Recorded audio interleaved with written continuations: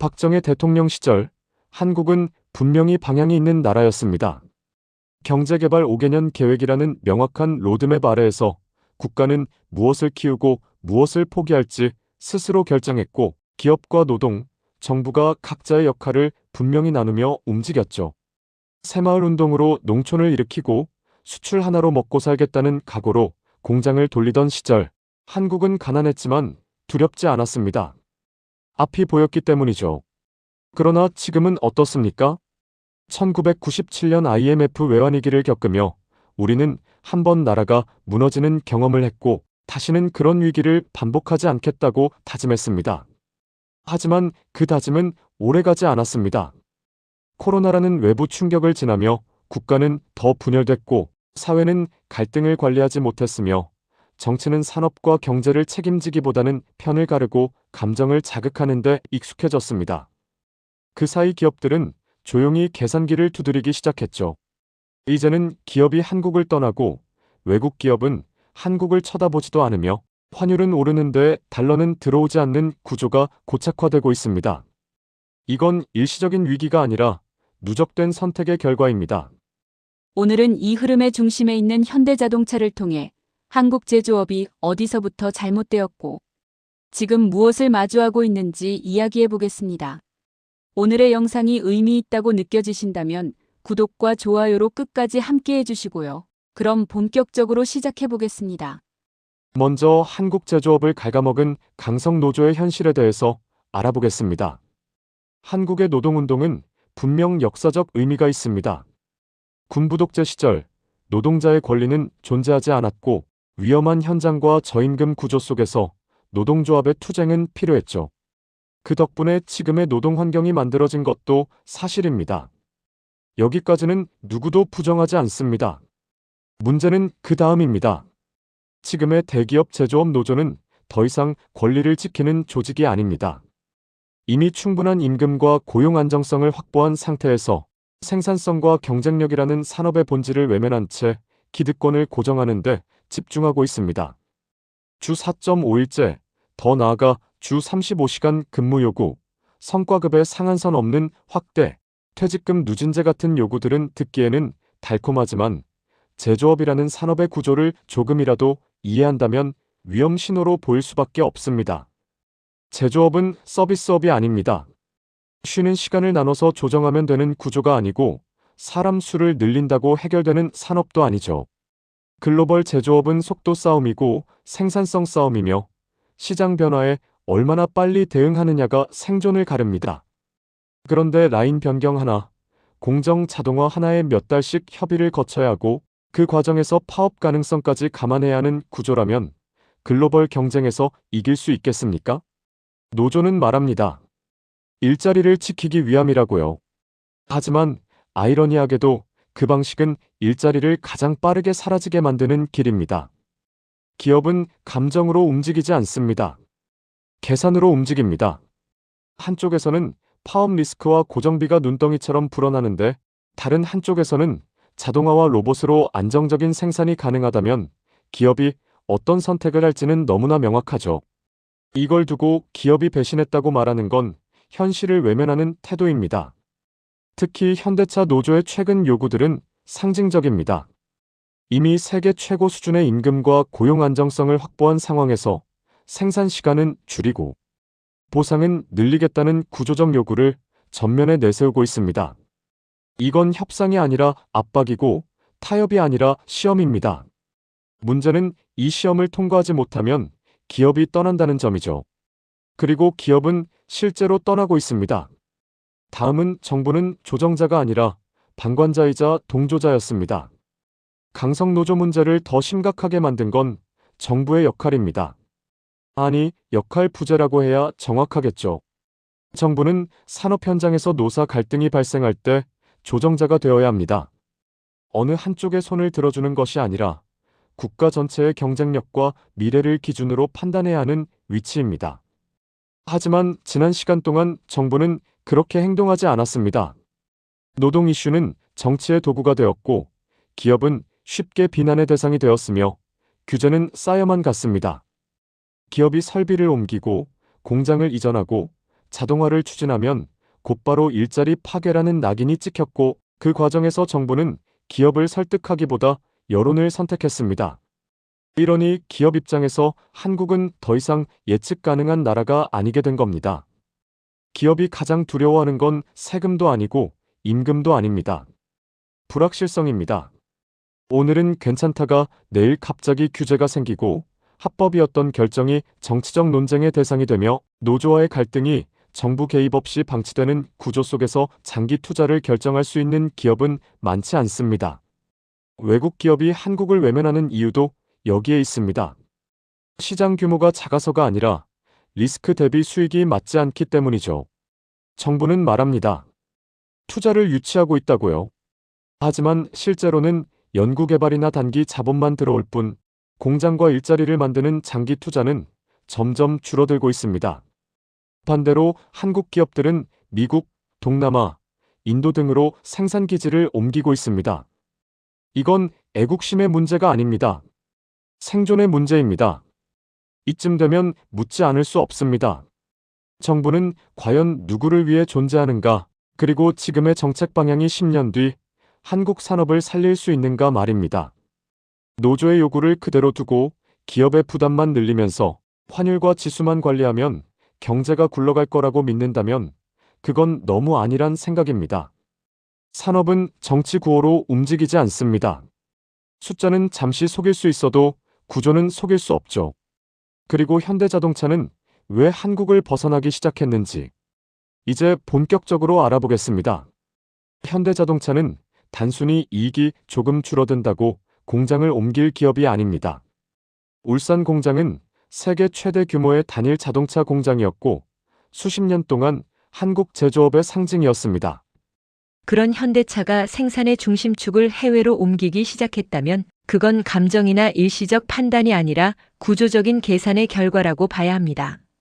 현대차가 마주한 가장 큰 문제는 시장이 아니라 내부였습니다. 강성 노조와의 갈등은 어제 오늘의 이야기가 아니지만 최근 들어 그 강도가 전혀 다른 국면으로 들어섰습니다. 주 4.5일제, 더 나아가 주 35시간 근무 요구, 성과급의 대폭 확대, 퇴직금 누진제 도입 논의까지 이 요구들은 하나같이 공통점을 가지고 있습니다. 생산성은 고려하지 않고 비용과 고정 부담만 늘리는 구조라는 점입니다. 자동차 산업은 주문이 줄면 바로 생산을 줄여야 하고 차종이 바뀌면 즉각 라인을 전환해야 합니다. 전기차 수요가 꺾이면 하이브리드로, SUV가 잘 팔리면 세단 라인을 줄이는 식의 빠른 조정이 생명입니다. 그런데 현대차 울산 공장에서는 이런 결정 하나를 실행하는데 수개월이 걸립니다. 라인 변경은 노사 협의 대상이고 자동화는 고용 불안을 이유로 반대에 부딪히며 조금만 갈등이 커지면 파업 가능성까지 감안해야 하는 구조죠. 기업 입장에서 이건 단순히 노조가 까다롭다는 문제가 아닙니다. 시간을 잃는다는 문제입니다. 글로벌 시장에서 시간은 곧 경쟁력이고 경쟁력을 잃으면 시장에서 밀려납니다. 현대차가 미국 조지아주에 전기차 전용 공장을 짓고 최신 모델과 신기술을 그곳에 먼저 배치한 이유도 여기에 있습니다. 미국 공장은 노사 갈등 리스크가 낮고 자동화와 로봇 도입에 대한 의사결정이 빠르며 정부 정책 역시 기업 친화적으로 일관됩니다. 여기서 중요한 포인트는 이겁니다. 현대차가 한국을 완전히 버린 것이 아니라는 점이죠. 울산에는 여전히 공장이 남아있고 내연기관과 일부 하이브리드 생산은 계속됩니다. 하지만 미래를 좌우할 핵심 기술과 모델은 해외에서 먼저 돌아가고 있습니다. 이게 무엇을 의미하겠습니까? 한국은 현재를 유지하는 기지로 남고 해외는 미래를 실험하는 무대가 되고 있다는 뜻입니다. 강성 노조는 이 상황을 두고 기업이 해외로 도망간다고 비판합니다. 하지만 냉정하게 말해봅시다. 노조의 요구가 계속 관철되는 구조에서 기업이 한국에 모든 미래 투자를 걸 수 있겠습니까? 비용은 늘고 유연성은 줄고 의사결정은 정치와 여론의 눈치를 봐야 하는 환경이라면 그 선택지는 이미 제한되어 있습니다. 현대차는 싸움을 선택하지 않았습니다. 피하는 길을 선택했을 뿐입니다. 다음은 로봇과 자동화는 배신이 아니라 경고입니다. 많은 사람들이 이렇게 말합니다. 로봇이 일자리를 빼앗았다. 듣기에는 그럴듯하죠. 하지만 순서를 제대로 봐야 합니다. 로봇이 먼저 들어와서 사람을 밀어낸 게 아닙니다. 사람과의 갈등, 비용, 비효율이 먼저 쌓였고 그 결과로 로봇이 선택된 것입니다. 현대차가 로봇과 자동화에 막대한 투자를 하는 이유는 단순합니다. 로봇은 파업하지 않고 임금 인상 요구도 없으며 정치적 구호를 외치지도 않습니다. 같은 품질로 24시간 일하고 생산 계획을 예측 가능하게 만듭니다. 기업 입장에서 보면 이건 비인간적인 선택이 아니라 극도로 합리적인 선택입니다. 문제는 이 선택이 현대차만의 이야기가 아니라는 점이죠. 독일의 자동차 기업들, 일본의 제조업 기업들, 심지어 중국의 신흥 전기차 기업들까지 모두 같은 방향으로 움직이고 있습니다. 생산직 인력을 줄이고 자동화를 늘리며 갈등이 적은 지역으로 공장을 옮기고 있습니다. 이 흐름은 어떤 정부가 들어서든 어떤 노조가 반대하든 멈추지 않습니다. 기술과 자본의 논리는 감정에 휘둘리지 않기 때문입니다. 한국 제조업이 진짜로 위험한 이유는 여기 있습니다. 우리는 아직도 일자리를 지키자는 구호에 머물러 있지만 세계는 이미 어떤 방식으로 생산할 것인가의 단계로 넘어갔습니다. 로봇을 막는다고 일자리가 지켜지지 않습니다. 오히려 로봇을 도입할 수 없는 환경이 되면 그 공장 자체가 사라집니다. 그러면 일자리는 한꺼번에 없어지죠. 현대차의 선택은 그래서 경고입니다. 싸워서 얻어내는 시대는 끝났고 협상으로 시간을 끌 여유도 사라졌다는 신호입니다. 기술 변화의 속도는 노사 협상 속도를 기다려주지 않습니다. 이 현실을 외면한 채 강성 노조의 요구만 반복된다면 한국 제조업은 로봇에게 밀리는 게 아니라 세계에서 밀려나는 길로 들어서게 될 겁니다. 마지막으로 기업이 떠난 자리는 환율이 무너지고 그 비용은 국민이 내게 됩니다. 많은 분들이 환율 이야기를 들으면 이렇게 생각합니다. 미국 금리가 높아서 그렇다? 글로벌 불안 때문 아니냐? 일시적인 현상 아니냐고요. 물론 그런 요인도 있습니다. 하지만 지금 한국의 환율 불안은 단기 변수로 설명하기에는 너무 오래, 너무 집요하게 이어지고 있습니다. 이유는 간단합니다. 돈의 흐름이 바뀌었기 때문입니다. 환율은 감정이 아니라 구조의 결과입니다. 달러가 많이 들어오면 원화는 강해지고 달러가 빠져나가면 원화는 약해집니다. 이 단순한 원리가 지금 한국에서 거꾸로 작동하고 있습니다. 한국 기업들은 국내 투자를 줄이고 해외 투자를 늘리고 있으며 외국 기업들은 한국 투자를 꺼리고 있습니다. 이 두 흐름이 동시에 나타나면 무슨 일이 벌어질까요? 달러는 나가고 들어오지 않는 구조가 고착화됩니다. 기업이 해외에 공장을 짓고 설비를 투자할 때 그 돈은 원화가 아닙니다. 원화를 달러로 바꿔 해외로 송금합니다. 이건 단순한 환전이 아니라 장기 자본 유출입니다. 한번 나간 공장과 설비, 생산 라인은 몇 년 안에 돌아오지 않습니다. 반대로 외국 기업이 한국에 공장을 지으면 달러가 들어오고 고용과 생산이 생기며 환율을 안정시키는 힘이 됩니다. 그런데 지금 한국에서는 이 두 번째 흐름이 거의 보이지 않습니다. 그래서 환율은 내려올 이유가 없습니다. 수출이 잘 되면 괜찮지 않겠느냐고 묻는 분들도 계시죠. 이 역시 과거의 이야기입니다. 지금은 수출을 해도 그 이익이 국내로 온전히 들어오지 않는 구조입니다. 해외 공장에서 생산하고 해외 법인에서 이익을 내고 그 돈을 다시 해외에 재투자하는 흐름이 만들어졌기 때문입니다. 겉으로는 수출 강국이지만 속을 들여다보면 달러가 국내에 머무는 시간이 점점 짧아지고 있는 것입니다. 이 상황에서 환율을 방어해야 하는 역할은 한국은행에 쏠릴 수밖에 없습니다. 금리를 올려서 자본 유출을 막자니 가계부채와 내수가 버티질 못하고 외환 보유액을 써서 환율을 누르자니 구조적인 자본 이동 앞에서는 한계가 분명합니다. 중앙은행이 할 수 있는 건 시간을 버는 것뿐이지 방향을 바꾸는 게 아닙니다. 문제는 여기서 끝이 아닙니다. 환율이 오르면 수입 물가는 오르고 에너지와 원자재 가격이 상승하며 그 부담은 결국 소비자에게 전가됩니다. 월급은 그대로인데 생활비만 오르는 구조가 만들어지는 겁니다. 이 과정에서 정부는 또 다른 선택을 하게 됩니다. 시장을 안정시킨다는 명분 아래 연기금과 공적 자금을 동원하기 시작하죠. 여기서 빠질 수 없는 존재가 국민연금입니다. 국민의 노후를 책임져야 할 자금이 주식시장 방어와 지수관리의 버팀목처럼 사용되는 구조가 굳어지고 있습니다. 코스피 4500 같은 숫자가 나오면 시장은 잠시 안도하지만 그 숫자가 기업 경쟁력과 산업 성장의 결과가 아니라면 이야기는 달라집니다. 그건 성장이라기보다 연명에 가깝습니다. 국민연금이 시장을 떠받치는 동안 기업은 해외로 나가고 달러는 빠져나가며 환율은 다시 오릅니다. 그러면 또다시 시장 불안이 커지고 공적 자금 의존은 더 깊어집니다.